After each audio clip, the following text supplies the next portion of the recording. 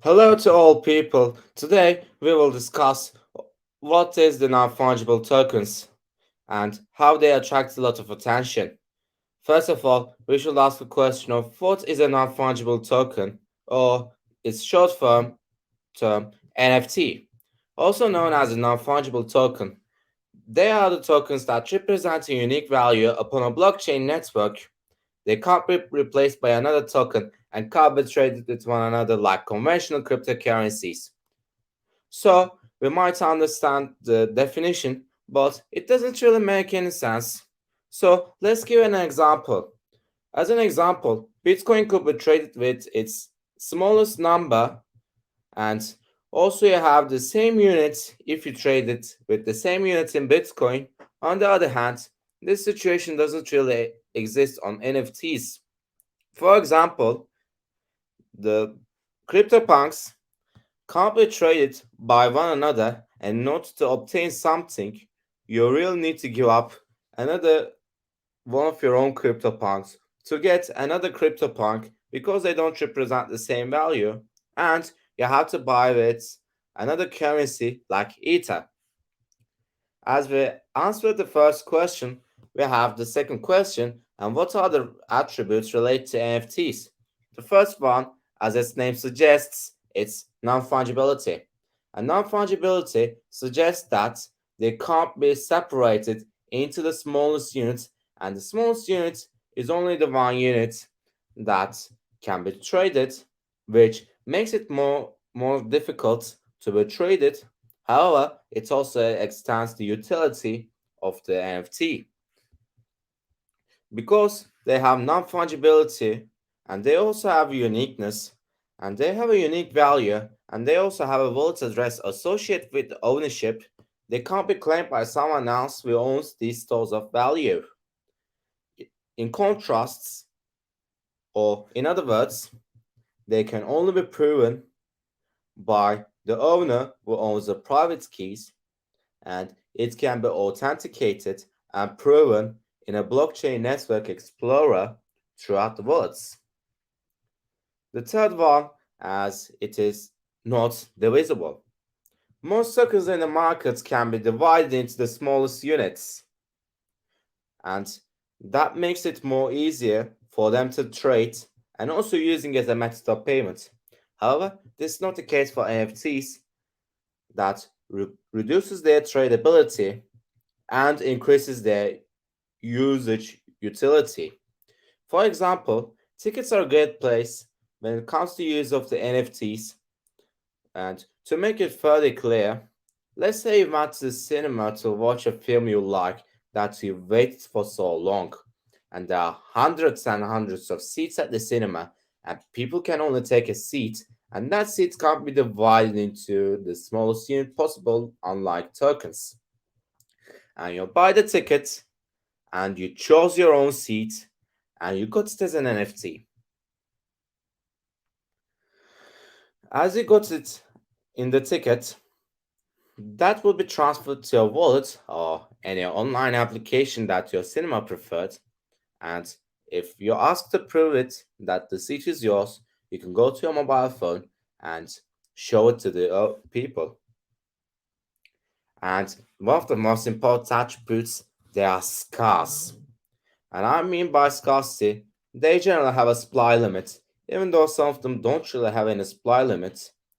And they can be minted throughout the time, but when you reach a certain number, the minting stops forever and there are no more NFTs being published or minted throughout the application, and it stays in the blockchain network as long as the network stays working.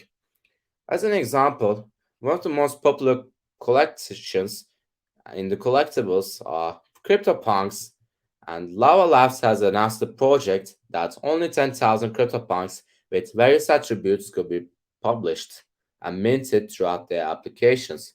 And when it reaches to the 10,000th of its NFT, the minting process stops and none could be minted ever after.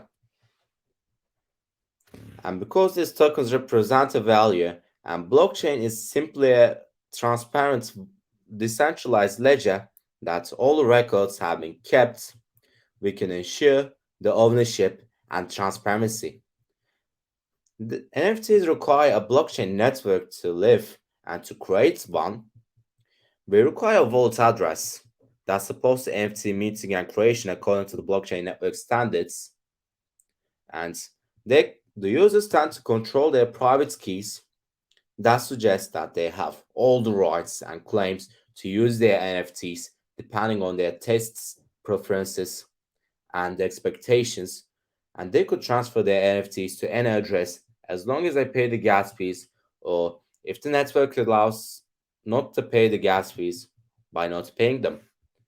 And as they are transparent, decentralized, immutable, all the records and all the details about a simple NFT could be seen on the blockchain explorer on a respective network, and therefore you can prove that the ownership of the NFT belongs to the specific address, and in some cases they can see the names of the owners. And now to our final attribute, the interoperability. Thanks to the bridges being deployed on blockchain networks via applications, there are some platforms that allow the connection of various blockchain networks that helps interacting with other networks and other users without the worry of losing the NFT forever in another unknown space, and also their funds. This this allows transactions being completed at different networks and allowing custodial services in both centralized and decentralized services, especially in custodial settings. Interoperability had helped reducing the weight of blockchain networks like Ethereum and Polkadot. So, as we answer the questions of properties and the definition of NFTs, let's go how they work. And before that, we'll talk about how they work as a unit. To create an NFT, we need a blockchain network, and nearly all blockchain networks allow the creation of NFTs throughout various tools. They can be programmed, they can be automated through an automation tool of a marketplace, or blockchain networks can actually allow simple web interfaces like in the Avalanche or Ethereum to create one without requiring a code, and that could move to your own wallet address and could be sold in a marketplace or in a peer-to-peer transaction. Then you need to create your own NFT through throughout the tools that we discussed before. And we have to say that most of the NFTs are actually held on Ethereum network. As we answered how they work, let's go to the use cases, and the use cases involve art. Art industry is notoriously known to create NFTs and also to use the NFTs. And artists have found out that because they can prove their ownership, they don't really have to work through a lot through contracts with galleries and saving up from exorbitant fees involved in the creation, custody, and also marketing fees. And some of the most popular ones actually involves people also known as Mike Winkelmans every day, the first 5,000 days, and CryptoPunks collections being sold for real high amounts as they became. And let's go for the second use case, and music. Art became popular thanks to NFTs, as known as the crypto art. Various musicians have resorted to create NFTs as their album or music videos, and they sold them for real high fees and saved a lot of time through contract creation and also fees involved when working with major production studios. Kings of Leon has used the NFTs to their full effect, amassing millions of dollars within a short notice and attracting a lot of attention from both crypto industry and mainstream media. And the third use case is certification, and it is one of the most important fields where you have to ensure that your certification has been done proper. And Rechain Tor, by working with San Marino government, has created an international COVID-19 certificate as a form of ENFT, which is an acronym for Enterprise Non-Fungible Token, to prove that their residents have been proven to be vaccinated against COVID-19, resulting in the prevention of fraudulent certificates being used to dodge many of the regulations. And now let's go to gaming, the fastest ever growing industry in the NFTs. There are lots of gaming firms like Atari and many other are following the footsteps of NFTs in gaming. They use it as an authentic in-game items and memberships to boost revenue and prove ownership. Right now, Engine, Decentraland, and Axie Infinity are some of the most prominent projects on blockchain, while Engine allows the creation of games and in-game items for developers with their unique standards, making it easier to build games on blockchain via Ethereum network.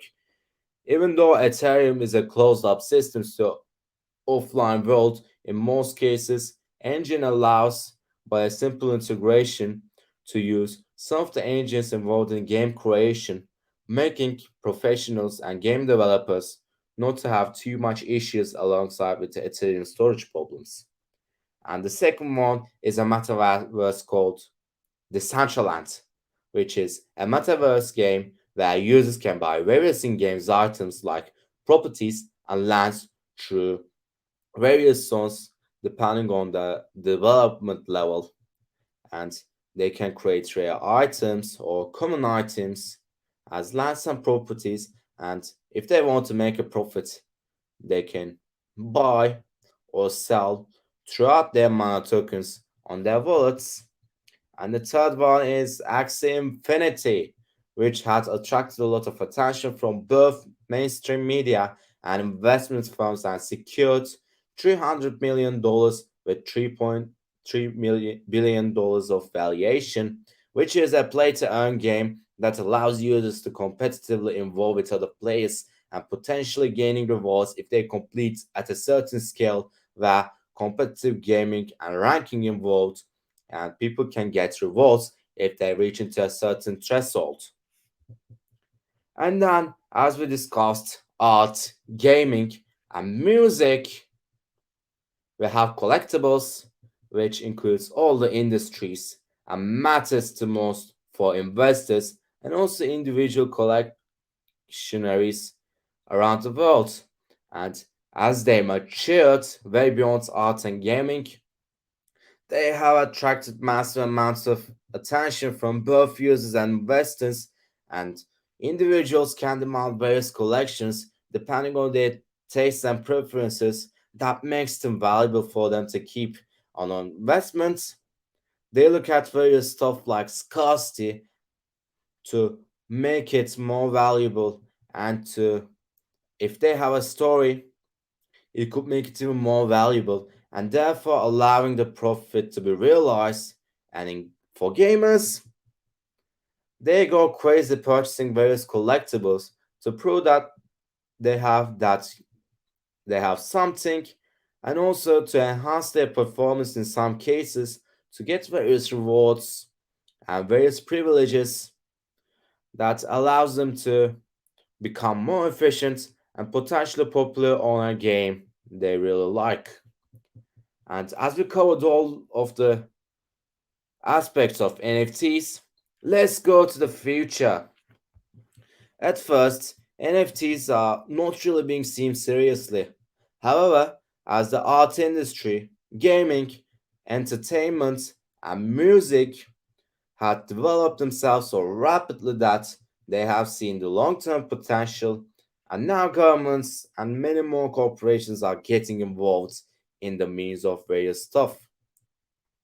There are even more There are decentralized finance protocols under decentralized organizations known as DAOs, and also governments are getting into the field by various means, from certification to collaterals, and also as in investing securities.